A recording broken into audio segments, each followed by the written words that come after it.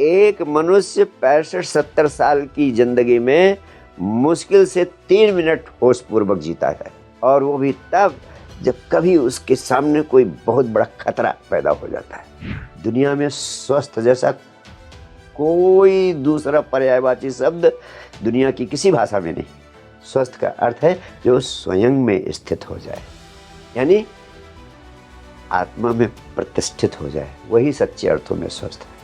सारी दुनिया को यह संदेश दिया कि परमात्मा कोई दाढ़ी मूछ वाला व्यक्ति नहीं सातवें आसमान पर बैठा हुआ जो आपके आरती उतारने से गिड़गिड़ाने से खुश हो जाएगा और कहेगा जो चाहो वो वरदान मांग लो। पहली कौम है हम जिन्होंने कहा कि कस्तूरी कुंडल बसत वो तुम्हारे भीतर ही मौजूद है।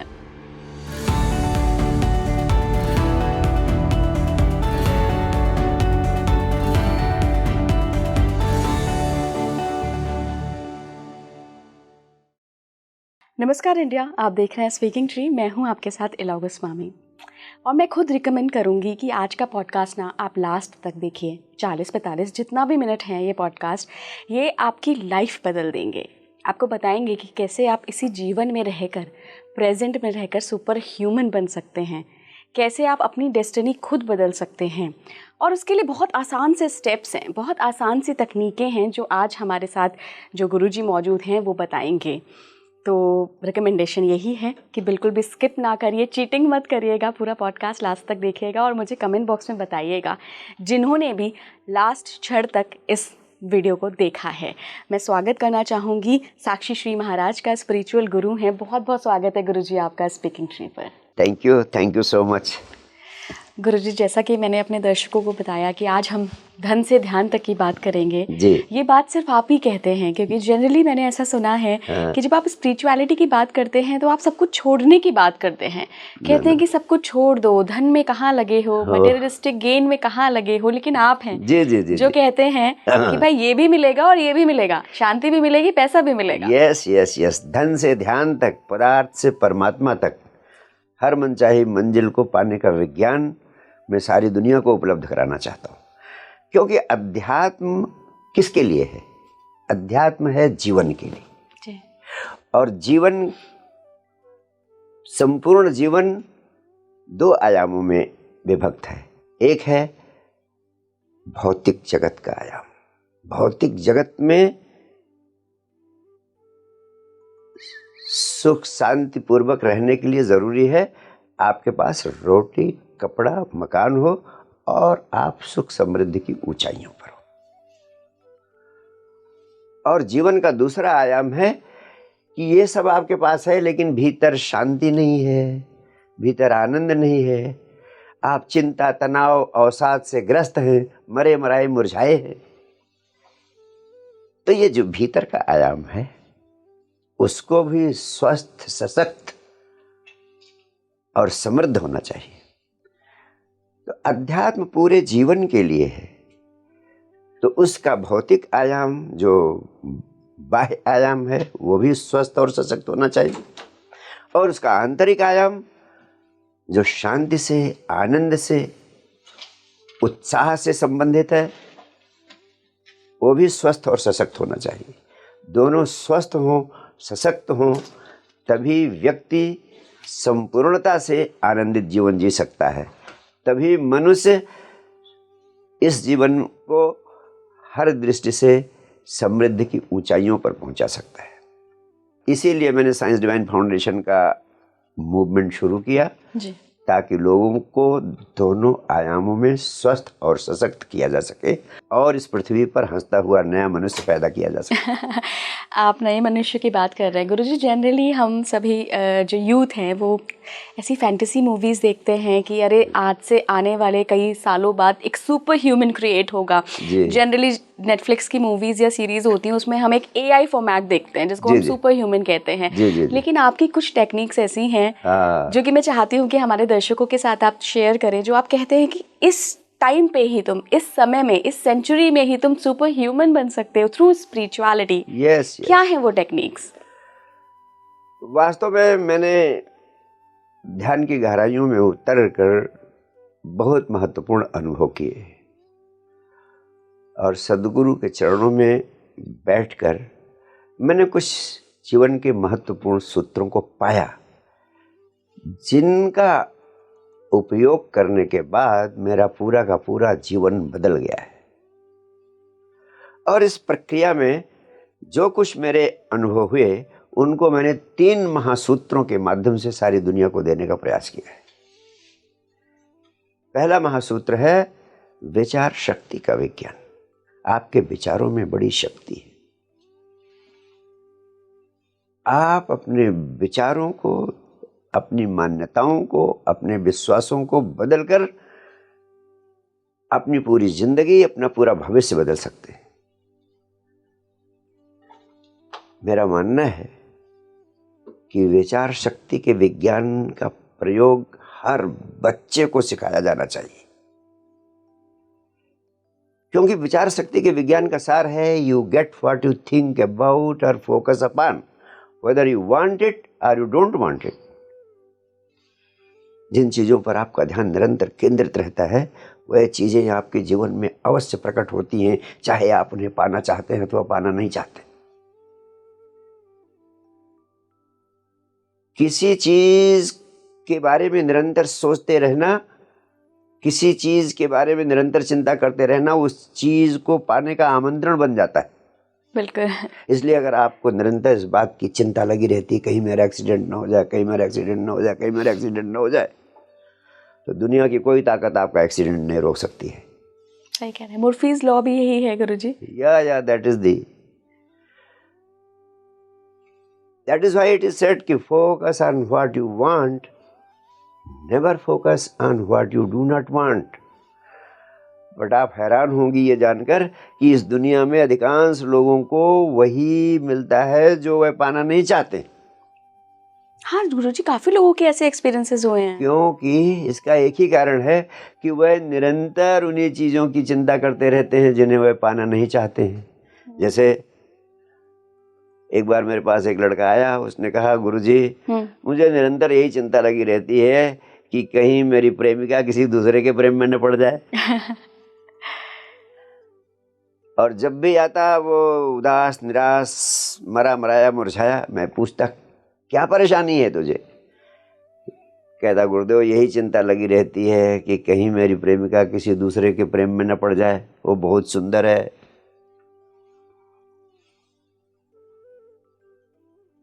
मैंने कहा कितने दिन से तेरे को ये चिंता है? उसने कहा 1-1.5 साल से मेरी रिलेशनशिप है और तभी से मुझे ये चिंता लगी रहती है। मैंने कहा तू गौर से जाके पता कर, वो दूसरे के प्रेम में पड़ गई है। मैंने कोई एस्ट्रोलॉजी के आधार पर नहीं कहा, मैंने सिर्फ सत्य के आधार पर कहा, क्योंकि जो आदमी 1.5 साल से बार बार इसी चीज पर फोकस कर रहा है कि उसकी प्रेमिका किसी दूसरे के प्रेम में न पड़ जाए, तो बार बार उस बात पर फोकस करके उसने अस्तित्व से, ब्रह्मांड से इस घटना को घटित होने के लिए विवश कर दिया है। आप हैरान होंगी, 1 सप्ताह बाद वो लौट कर आता है, कहता है गुरुदेव आपकी भविष्यवाणी सही निकली। जबकि मैंने कोई भविष्यवाणी नहीं की थी, मैंने जीवन का, मनोविज्ञान का और विचार शक्ति के विज्ञान का एक आधारभूत सत्य है, उसको जीवंतता से बहुत वर्षों से अनुभव किया है, उसी के आधार पर मैंने ये कहा। और ये मैं सारे दर्शकों को कहना चाहता हूँ, always keep in mind, never focus on what you do not want, always focus on what you want. Never focus on what should not happen. Always focus on what should happen. इसी तरीके के विचार शक्ति के कुछ महत्वपूर्ण नियम हैं जिनको जब अवसर आएगा तो मैं विस्तार से चर्चा करूंगा। अभी तो इतना ही कहना चाहता हूं कि विचार शक्ति का विज्ञान इस पृथ्वी के हर व्यक्ति को भलीभांति समझ लेना चाहता है। आपके विचार ही आपके जीवन का सृजन करते हैं। आज आपका जीवन वही है जो जैसा जैसा आपने कल सोचा था, और आपका कल का जीवन वही होगा जो और जैसा जैसा आप आज सोच रहे हैं। इसलिए क्या सोचते हैं 24 घंटे, इसके प्रति आपको जागरूक होना चाहिए। और इस विचार शक्ति के विज्ञान के कुछ महत्वपूर्ण नियम हैं और भी, जिनकी विस्तार से चर्चा फिर कभी अन्य अवसर पर करूंगा। अभी तो पहले नियम के बारे में, पहले मैक्सिम के बारे में आपको बताया। दूसरा फंडामेंटल मैक्सिम है विचार शून्यता का विज्ञान। अच्छा, पहले विचार शक्ति, अब विचार शून्यता। या अब ठीक उसका उल्टा, यानी 24 घंटे आप विचारों से घिरे रहते हैं। Not even a single moment is there when you are without any thoughts. आता ही नहीं है। आता ही नहीं है। और यही आपकी ऊर्जा को पी जाते हैं। आप और आपकी आत्मा के बीच में जो सबसे बड़ी दीवार है, सबसे बड़ी बाधा है, वह आपके विचार है। क्योंकि आप 24 घंटे विचारों के जाल में उलझे रहते हैं, और जब आप सो रहे होते हैं, मान ले उस समय विचार नहीं कर रहे होते हैं, तो उस समय आप मूर्छा में होते हैं। इसलिए उस समय भी आप अपनी आत्मा के संपर्क में नहीं आ पाते। जब आप जाग रहे होते हैं तो विचार घेरे रहते हैं, वो आप और आपकी आत्मा के बीच में दीवार बन जाते हैं। तो जब हम आत्म साक्षात्कार की बात करते हैं, आत्मज्ञान की बात करते हैं, आत्म अनुभव की बात करते हैं, आत्मा का अनुभव तभी संभव है जब हम थोड़ी देर के लिए विचार शून्य हो जाए। जब विचार शून्य होते हैं, उस अवस्था में आपकी चेतना स्वयं में प्रतिष्ठित हो जाती है, क्योंकि अब कोई बाधा न रही। इसी को भगवान कृष्ण कहते हैं स्थित प्रज्ञ हो जाना, यानी स्वयं में स्थित हो जाना।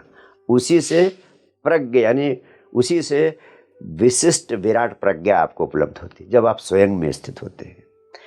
इसी को भारतवर्ष के अध्यात्म के वैज्ञानिकों ने स्वस्थ होना कहा। बड़े अद्भुत लोग हैं हम, जिनके ऋषियों ने स्वस्थ जैसा शब्द निर्मित किया। दुनिया में स्वस्थ जैसा कोई दूसरा पर्यायवाची शब्द दुनिया की किसी भाषा में नहीं। स्वस्थ का अर्थ है जो स्वयं में स्थित हो जाए, यानी आत्मा में प्रतिष्ठित हो जाए, वही सच्चे अर्थों में स्वस्थ है। लेकिन विचारों की दीवार इतनी बड़ी बाधा है कि स्वयं में स्थित होने में सदैव दीवार का काम करती है। इसलिए दूसरा महासूत्र है कि विचारों की दीवार को हटाकर विचार शून्यता की अवस्था में पहुंच जाना। जब आप विचार शून्यता की अवस्था में होते हैं, तब स्वयं में प्रतिष्ठित हो जाते हैं, जिसको कहते हैं आत्मा। और ये आत्मा एक ऊर्जा है जो संपूर्ण अस्तित्व में व्याप्त है, वो आपके इस पिंड में भी है। तो जब आप उसमें स्थित होते हैं तो इस अस्तित्व की ऊर्जा से जुड़ जाते हैं, और तब आप सोर्स ऑफ क्रिएशन से जुड़ जाते हैं, जो अस्तित्व की सृजनात्मक ऊर्जा है, उससे जुड़ जाते हैं, जो संपूर्ण सृष्टि की उत्पत्ति का माध्यम है। यूनिवर्स से जुड़ जाते हैं। या जब आप उससे जुड़ जाते हैं, then you become a deliberate creator of your destiny. अगर आप एक बार उससे जुड़ जाएं, उससे जुड़ने की कला सीख लें, तो you can manifest anything of this world what ever you want. क्या बड़े जो लोग हुए हैं हिस्ट्री में भी और अभी भी हम जो देख रहे हैं, मार्क ज़करबर्ग हो गए, टिम कुक हो गए, ऐसे बहुत सारे लोग हैं, अंबानी हो गए, आपको क्या लगता है कि इन्होंने इस विचारों की शून्यता वाली स्टेज पाली होगी और ये भी यूनिवर्स से जुड़ गए होंगे? क्योंकि कोई भी क्रिएशन गुरुजी, कोई भी मास्टरमाइंड विदाउट इस टेक्निक के तो नहीं कर सकता। नहीं कर सकता। हाँ, ये इस संसार की चीजों को प्रकट करने के लिए तो इससे भी सरल उपाय हैं। अच्छा, इससे भी सरल उपाय हैं जिनकी चर्चा बाद में करूंगा। ठीक है। लेकिन इतना जरूर कह सकता हूं कि ये फंडामेंटल, अगर आप पूरी तरह इससे जुड़ गए तो आप कुछ भी क्रिएट कर सकते हैं। और ये जिनका आप नाम ले रही हैं, ये बड़े बड़े लोग, ये किन्हीं क्षणों में, किन्हीं माध्यमों से कभी कभी आपको बहुत जुनून हो जाता है किसी चीज का।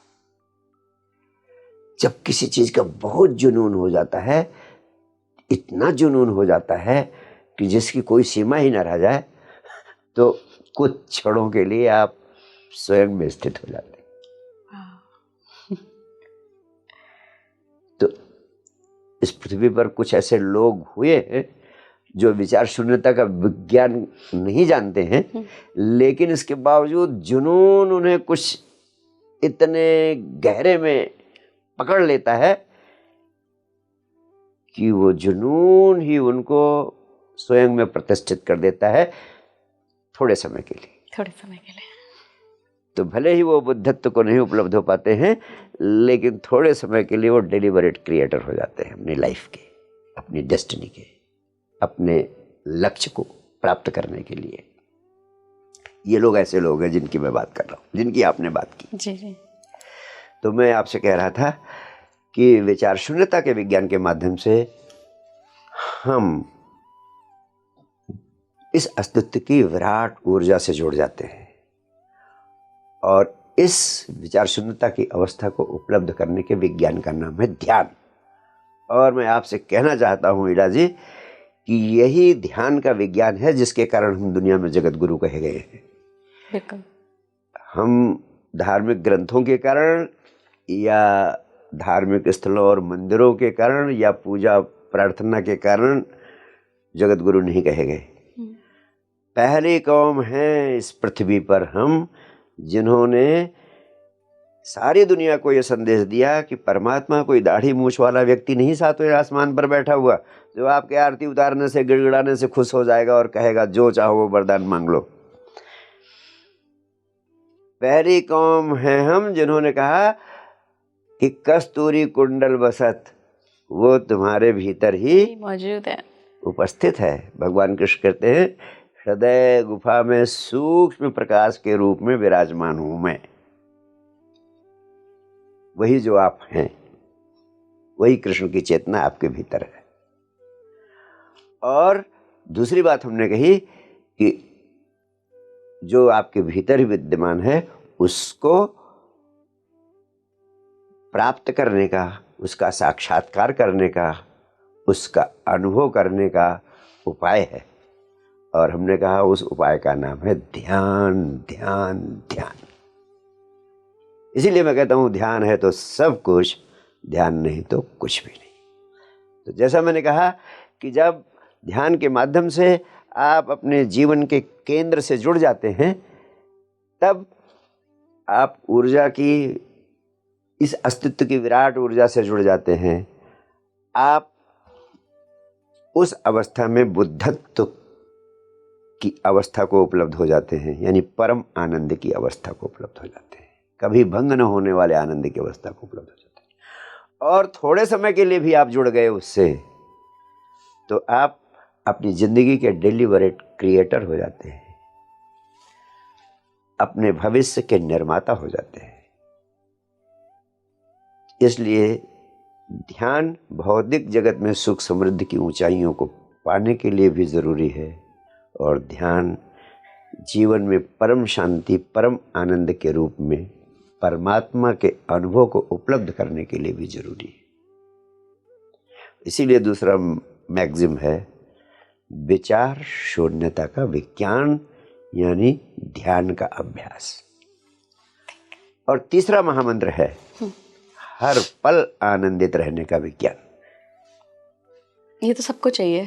मैं आपसे कहना चाहता हूं इस अस्तित्व का अत्यंत महत्वपूर्ण राज, तीसरा अत्यंत महत्वपूर्ण राज है, जो व्यक्ति जितना अधिक आनंदित रहता है उसकी मनचाही चीजें उतना अधिक तेजी से उसकी तरफ भागती हुई चली जाती है, और जो व्यक्ति जितना अधिक उदास, निराश, मरा मराया, मुरझाया रहता है उसकी मनचाही चीजें उतना अधिक तेजी से उससे दूर भागती हुई चली जाती है। बिल्कुल। अगर जिंदगी में मनचाही चीजों को, मनचाही मंजिल को पाना चाहते हो तो हर पल आनंदित रहना सीख लो। उसके बिना संभव नहीं है। नहीं है। इसीलिए हर आदमी उदास, निराश है, ऐसा लगता ही नहीं कि जीवन जी रहा है। जीवन उनके लिए बोझ बन गया है। और जीवन हर व्यक्ति के लिए खेल बन सकता है। और जीवन को खेल बना लेने की कला का नाम ही अध्यात्म है, धर्म है। सच्चे अर्थों में धर्म जीवन को खेल बना लेने की कला का नाम है। इसीलिए भगवान कृष्ण कहते हैं, तुम आध्यात्मिक तभी हो जब जीवन तुम्हारे लिए खेल बन जाए, जीवन तुम्हारे लिए बोझ न रह जाए। और मैं आपसे कहना चाहता हूँ इला जी, ये 3 महामंत्र, विचार शक्ति का विज्ञान, विचार शून्यता का विज्ञान, हर पल आनंदित रहने का विज्ञान, सारी पृथ्वी के एक एक मनुष्य को सिखा दिया जाना चाहिए। तब पूरा जीवन उसके लिए खेल बन जाएगा और ये शरीर ही मंदिर बन जाएगा। सांस सांस प्रार्थना बन जाएगी। अलग से बैठकर पूजा पाठ करने की ज़रूरत नहीं रह जाएगी। इस पृथ्वी से युद्ध हमेशा के लिए विदा हो जाएंगे। और पुराने धर्म, हिंदू, मुस्लिम, सिख, ईसाई, इन सारे धर्मों की विदाई का वक्त आ गया है। इन सारे धर्मों को भी अब विदा कर देना चाहिए, क्योंकि इनके नाम पर बहुत संघर्ष हो रहे हैं, बड़े युद्ध हो रहे हैं, बड़ी अशांति पैदा हो रही है। देश देश से लड़ रहे हैं, समुदाय समुदाय से लड़ रहे हैं और पूरा संसार युद्ध की महाविभीषिका के लिए तैयार खड़ा है। जाने कब इस संपूर्ण विश्व का अंत हो जाए। कोई भी क्षण संपूर्ण विश्व के अंत का अंतिम क्षण हो सकता है। यदि मनुष्य जागा नहीं तो मनुष्य अपने द्वारा पैदा किए गए साइंस और टेक्नोलॉजी से निर्मित हथियारों से, आणविक अस्त्रों से, न्यूक्लियर बम से मारा जाएगा। पर ये हम चीज़ें हमें गुरुजी अभी समझ नहीं आ रही हैं। हमें लग रहा है कि ठीक है, पावर चाहिए, पैसा चाहिए, देश की इकोनॉमी बढ़नी चाहिए, कब्जा हो जाए और देश का विस्तार हो जाए। जब तक हम इस पृथ्वी पर मनुष्य के भीतर के रसायन को नहीं बदलेंगे, हम एक महाविनाश की ओर अग्रसर होते रहेंगे और महाविनाश को रोका नहीं जा सकेगा। बिल्कुल गुरुजी, जो आपने 3 लॉज बताए, मुझे लगता है जो व्यूअर्स अभी सुन रहे हैं उनके मन में ये प्रश्न ज़रूर आया होगा, क्योंकि लोग आजकल बहुत एस्ट्रोलॉजी को भी फॉलो कर रहे हैं। आपको खुद भी बहुत अच्छा ज्ञान है एस्ट्रोलॉजी का, ज्योतिष शास्त्र का। तो विचारों की जब बात आती है ना गुरुजी, तो कई बार ऐसा होता है कि कुछ ग्रहों का बहुत इफेक्ट होता है इंसान पर। क्या उस वक्त भी हम अपनी विचार शक्ति से उन ग्रहों के प्रभाव को कम कर सकते हैं? क्या ये पॉसिबल है? निस्संदेह इलाज, ग्रहों में शक्ति होती है और ग्रहों का प्रभाव मनुष्य के जीवन पर पड़ता है। 100% विज्ञान भी इस बात को स्वीकार करता है। चंद्रमा समुद्र के जल को प्रभावित करता है और चंद्रमा स्त्रियों के मासिक धर्म को प्रभावित करता है। सूरज का सीधा संबंध हमारे जीवन से है। अगर सूरज ना उगे, जीवन ही नहीं है, तो जीवन ही समाप्त हो जाए। तो ग्रहों का प्रभाव तो हमारे जीवन पर पड़ता है। सारे ग्रह हमें प्रभावित करते हैं। लेकिन मैं आपसे कहूं, अस्तित्व ने मनुष्य को एक अद्भुत शक्ति दी है जिसका नाम है चेतना, कॉन्शसनेस, जो मनुष्य के अतिरिक्त किसी प्राणी को नहीं उपलब्ध है। अगर हम उस चेतना का प्रयोग करते हैं तो हम इस संपूर्ण ग्रहों की शक्ति और उसके प्रभाव के बियॉन्ड, उससे परे बहुत कुछ कर सकते हैं, सब कुछ कर सकते हैं। निस्संदेह एक छोटा सा उदाहरण देता हूं। पृथ्वी की एक शक्ति है, गुरुत्वाकर्षण की शक्ति, लॉ ऑफ ग्रेविटेशन। वो हर चीज को अपनी ओर खींचती। लेकिन हमने अपनी थॉट पावर का, पावर ऑफ साइंस का इस्तेमाल किया और उसके द्वारा हम गुरुत्वाकर्षण शक्ति के खिलाफ आकाश में हवाई जहाज के माध्यम से हजारों किलोमीटर की दूरी उड़ते हुए चले जाते हैं। अगर हम सोच लेते कि पृथ्वी तो अपनी सब चीज़ों को अपनी ओर खींच लेती है और हम उड़ने की कल्पना ही नहीं कर सकते हैं, क्योंकि हम उड़ने की कोशिश करेंगे पृथ्वी खींच लेगी। लेकिन हमने इस विचार शक्ति का प्रयोग करके हवाई जहाज बनाए और आज उस शक्ति के पार जाकर आकाश में पक्षियों की तरह उड़ने लगे हैं। ऐसे इन ग्रहों की शक्तियां हैं, लेकिन इन ग्रहों की शक्तियों का उपयोग उनके अनुकूल चलकर, उनके विपरीत नहीं, इन शक्तियों के नियम को भली भांति जानकर और उनका उपयोग करके हम उन शक्तियों को और अधिक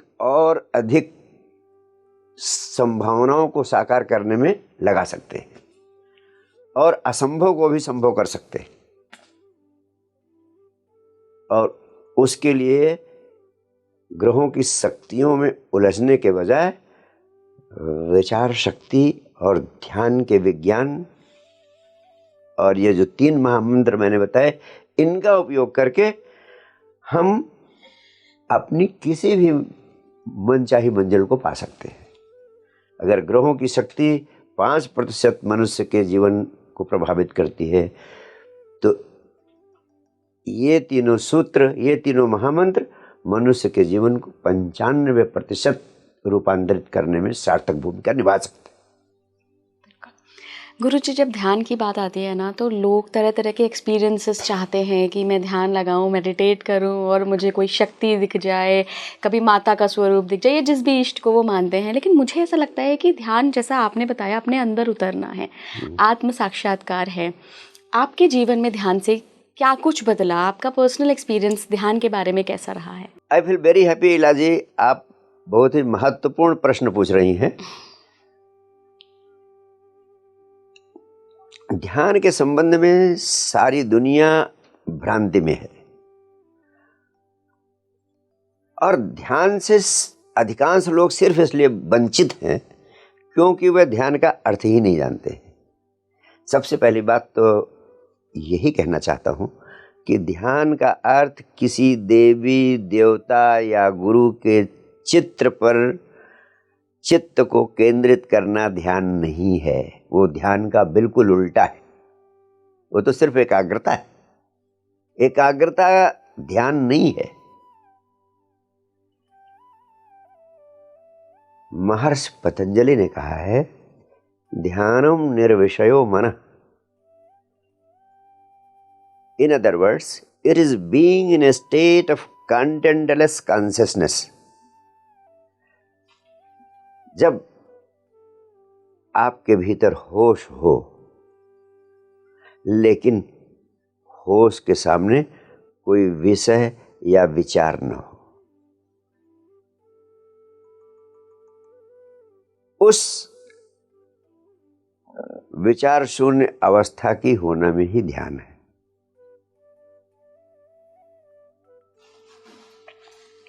उस विचार शून्य अवस्था में होना ही ध्यान है।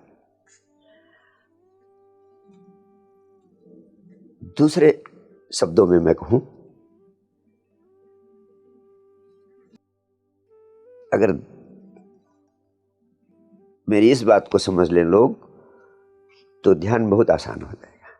ध्यान को समझना बहुत आसान हो जाएगा कि ध्यान का अर्थ है समग्र विश्राम की अवस्था में होना। Being in a state of total relaxation is the state of being in meditation.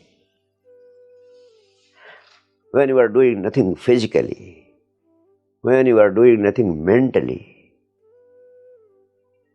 in that state of doing nothing, you are in a state of meditation. यानी सुखपूर्वक बैठ जाए, आंख भी बंद कर ले, न शरीर से कुछ कर रहे हैं और न ही मन यानी विचारों से कुछ कर रहे हैं। कुछ न करने की अवस्था में होना ही ध्यान। और इस तरह समग्र विश्राम की अवस्था में बैठने का अभ्यास करते रहें, you will get the NAAC of being in meditation. और कोई नियम समझने की ज़रूरत नहीं है ध्यान के बारे में। बस जितना मैंने बता दिया इतना ही करने की कोशिश करें तो ध्यान की कुंजी मिल जाएगी। वो कुंजी ऐसे मिलती है, अपने आप करते रहने से मिलती है। जैसे मैं आपको तैरने के बहुत सारे नियम समझाऊं और 1 महीने कहूँ आप मेरी क्लास अटेंड करो, और कितना भी मैं नियम समझाता रहूं तैरने के, तब तक आप तैरना नहीं सीख पाएंगे जब तक पानी में उतरेंगे नहीं और हाथ पैर मारना शुरू नहीं करेंगे। और बिना कोई नियम जाने रोज पानी में उतरते रहे और हाथ पैर मारना जारी रखे तो कब आ गया तैरना पता भी नहीं चलेगा, आपको पता भी नहीं चलेगा। तो ऐसे जो ध्यान तो इसी प्रकार जो ध्यान में आगे बढ़ना चाहते हैं उनसे मैं कहूँगा समग्र विश्राम की अवस्था में बैठने का अभ्यास करें, जैसा मैंने बताया, और एक दिन they will get the NAAC of meditation. ये स्किल है, ये गुर है जो करने से खुद ही उसकी कुंजी हाथ में आ जाती।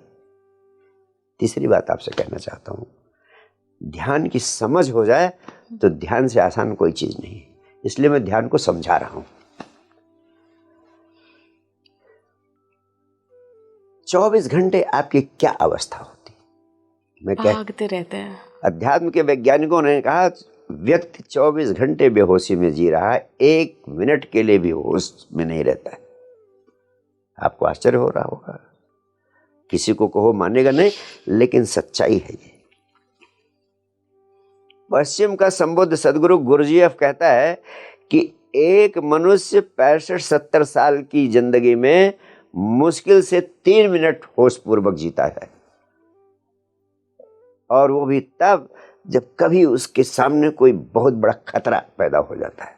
उस समय वो होश पूर्ण हो जाता है, वर्तमान में आ जाता है। जब खतरा आ जाता है आपके पास सामने, जब आपके सामने कोई खतरा आ जाता है तब आप होश पूर्ण हो जाते हैं, जाग जाते हैं उस समय, अन्यथा सोया सोया चलता है।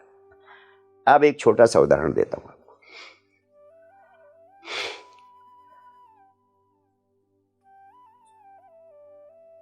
जब आपकी चेतना किसी चीज में व्यस्त रहती है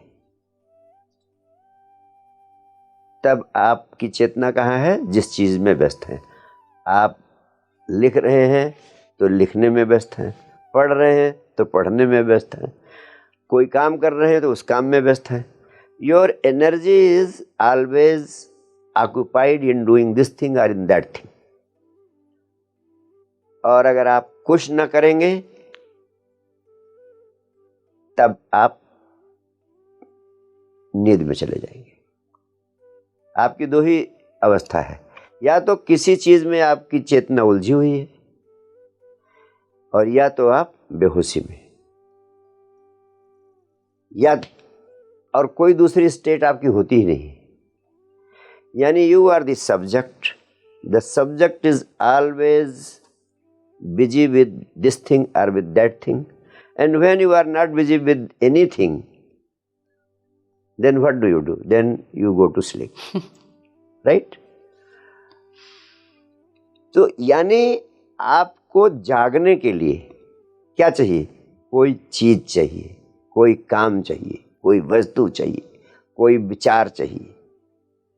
चाहे गीत गा रहे हो, चाहे संगीत सुन रहे हो, चाहे काम कर रहे हो, तभी तो आप जाग रहे हैं।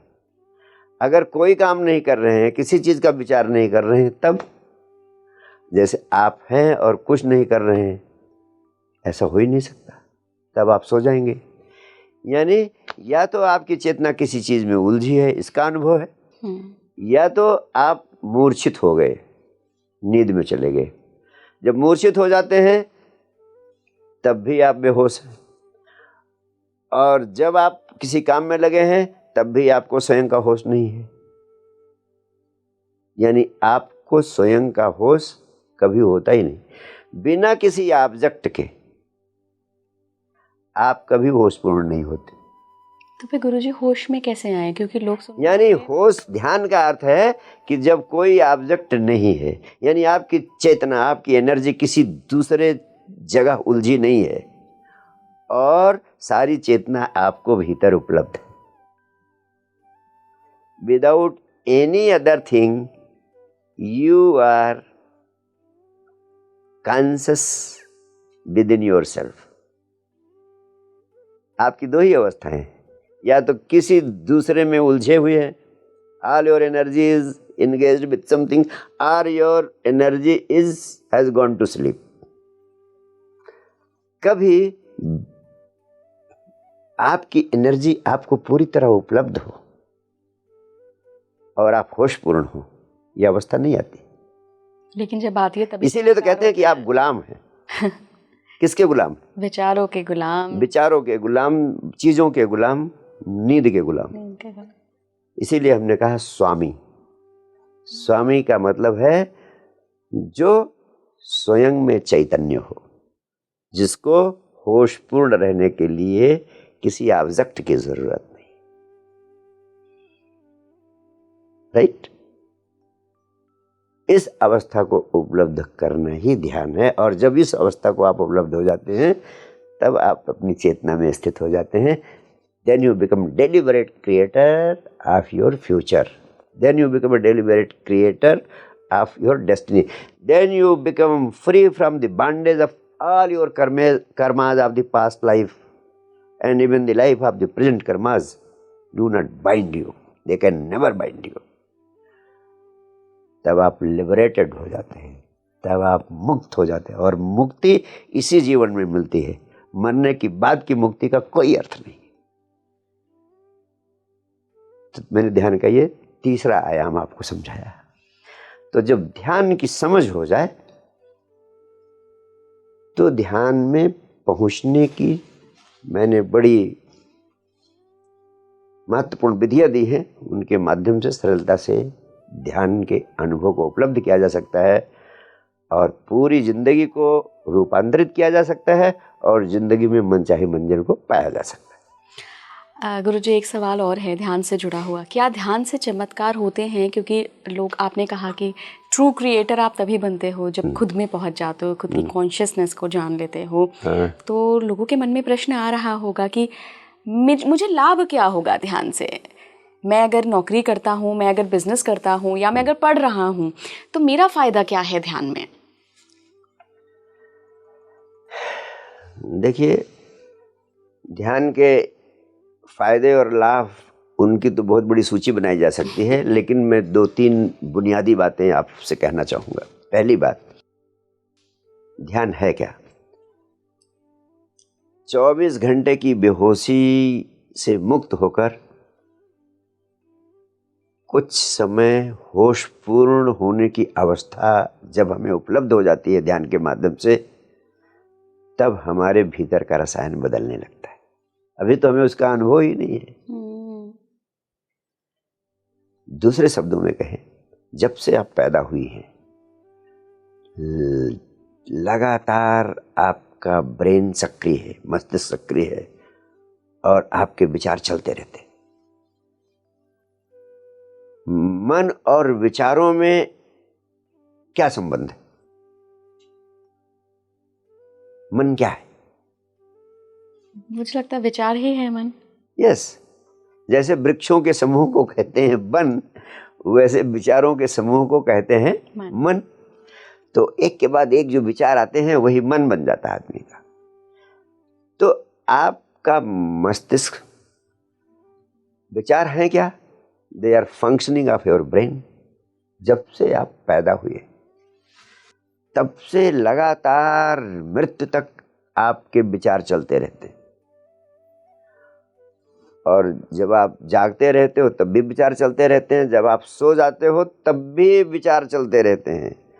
और साइंटिफिक एक्सपेरिमेंट्स में पाया गया है कि वही सपने बनते हैं विचार, जो आपको याद रह जाते हैं विचार, वो आपको सपने। आदमी जब सो रहा होता है उस समय भी योर माइंड इज फंक्शनिंग, विचार कर रहा होता है।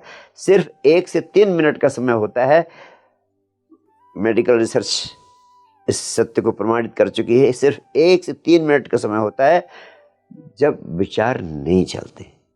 तब उस नींद की अवस्था में आप स्वयं में स्थित हो जाते हैं, आत्मा में। और वही 1 से 3 मिनट का समय है कि आप जब जाग कर उठते हैं तब आपको इतनी ताजगी उपलब्ध होती है। बिल्कुल। यानी आप अपनी आत्मा में 1 से 3 मिनट स्थित हो जाते हैं, जो कि इस अस्तित्व की ऊर्जा से कनेक्टेड है। ठीक है। अब सिर्फ 1 से 3 मिनट का वो अनुभव आपको इतना तरोताजा कर जाता है कि आप सवेरे उठते तो कहते हैं नया जीवन मिला।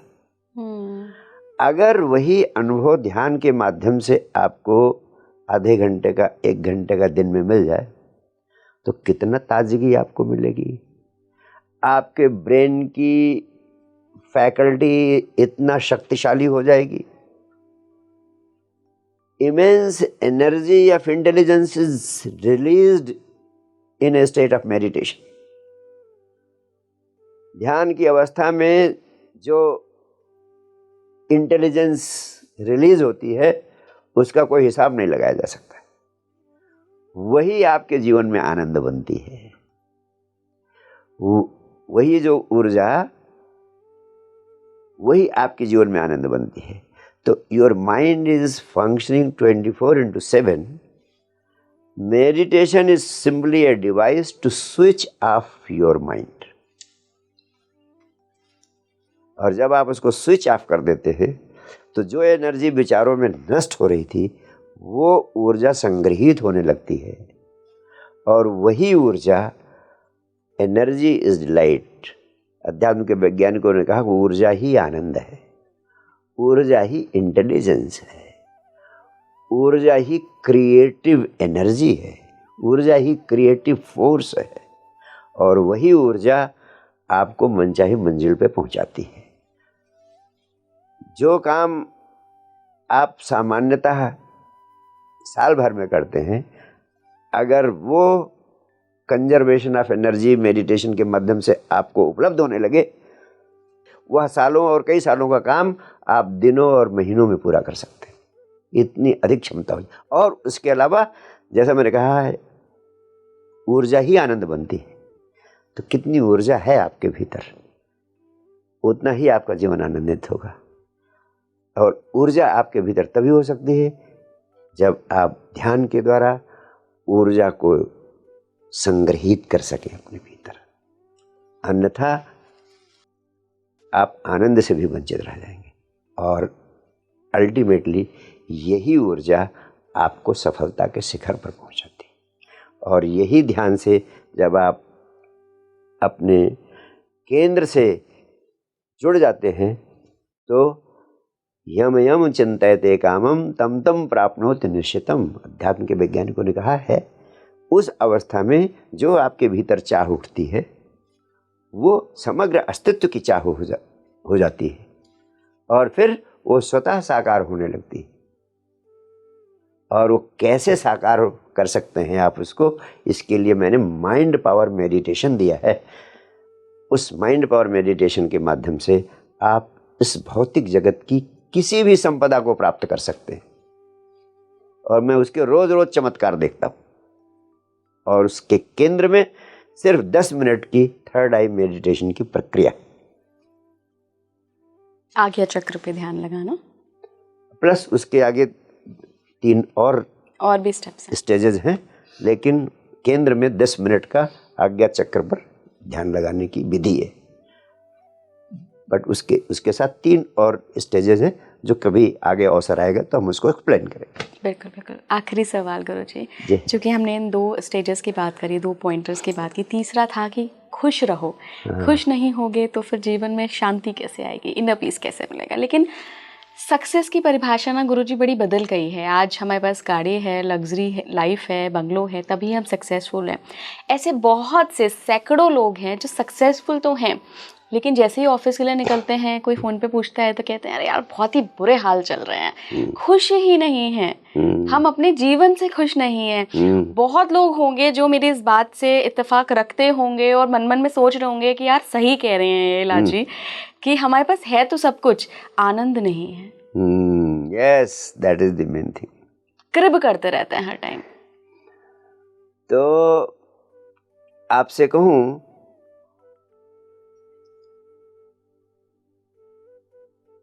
सिर्फ विचार करने से और सोचने से कोई आनंदित नहीं हो सकता है। वास्तव में हर आदमी आनंद खोज रहा है, लेकिन आनंद पाता कोई नहीं। इसका मूल कारण क्या है, आप क्या समझती हैं इला जी? हमारी डिज़ायर्स बहुत है गुरुजी। मुझे आज लगेगा, मतलब मैं एग्जांपल बता रही हूँ कि मैं मर्सिडीज़ ले लूँ, आनंद आ जाएगा, ले लूँगी, फिर किसी और चीज़ की चाह में दौड़ पड़ूंगी कि ये मिल जाए तो आनंद आ जाए। वेरी ट्रू इला जी, आपने एक बात कही, उसी के संबंध में मैं चर्चा करूंगा कि आपने कहा कि हमारी कामनाएं अनंत हैं और एक पूरी हो जाती है तो उससे बड़ी दूसरी हो जाती है, दूसरी हो जाती है तो तीसरी हो जाती है, और कामनाओं का कोई अंत नहीं है, इसलिए कभी तृप्ति नहीं मिलती है। कामनाएं तो होंगी ही, इसका सीधा अर्थ है कि हम आनंद को खोजते हैं कामनाओं की पूर्ति में। बिल्कुल। यानी बाहर बड़ा धन मिल जाए, बड़ा पद मिल जाए, बड़ी प्रतिष्ठा मिल जाए, तब हम आनंदित हो जाएंगे। यही गलती हो जाती है। आप देखें, कोई चीज वही तो मिल सकती है जहां पे वो हो, जहां पे वो चीज हो वहीं पे खोजने से तो मिलेगी। बाहर के जगत में कुछ भी मिल जाए आपको, उससे आपको कभी आनंद नहीं मिल सकता। ये पहला सूत्र है आनंदित जीवन का। एक राबिया बहुत बड़ी सूफी फकीर हुई है। एक दिन वो अपने झोपड़े के बाहर सांझ के वक्त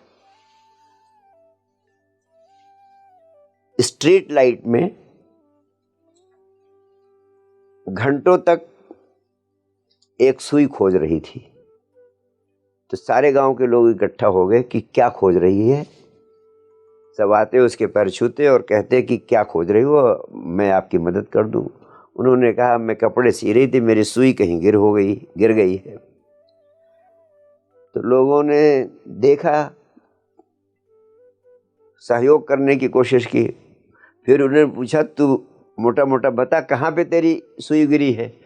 उसने कहा, मैं झोपड़े के अंदर सुई सी रही थी, झोपड़े के अंदर सिलाई कर रही थी, वहीं कहीं गिरी होगी।